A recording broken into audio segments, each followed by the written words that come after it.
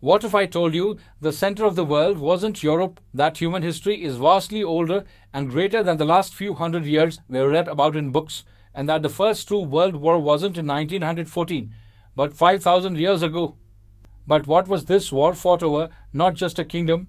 It was a war for Dharma, the universal law of order, justice, and moral duty that holds the cosmos together. When Dharma decays, civilization itself is at risk. This wasn't a conflict that erupted overnight. It was a culmination of a century of growing conflict, a rigged game of dice, the public humiliation of a queen, a 13-year exile of the righteous heirs, and multiple desperados and multiple desperate attempts at peace. The final peace mission was led by Lord Krishna himself, who asked for just 5 villages to avert bloodshed. The arrogant Prince Duryodhana refused, declaring he wouldn't give enough land to fit on a needle's point. The war was now inevitable.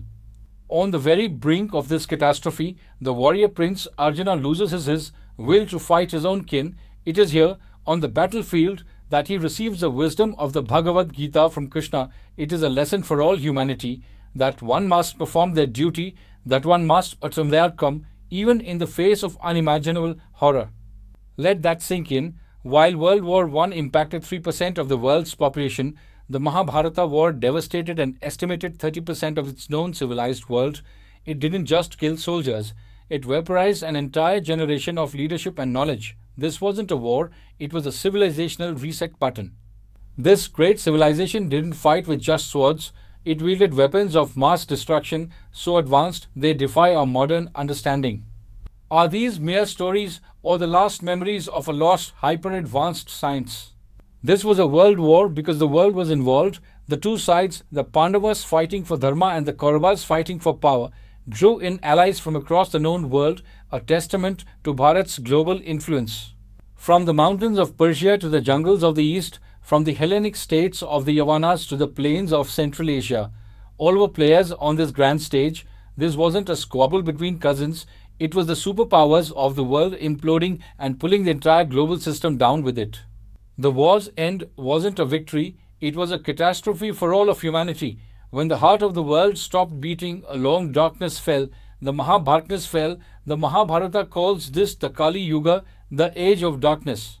The evidence lies buried under the soil and the sea, waiting for a generation willing to look past the official narrative.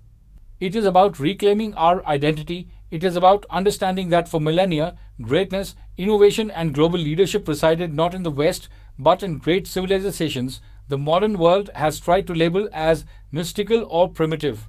The story of the Mahabharata is the story of our lost greatness.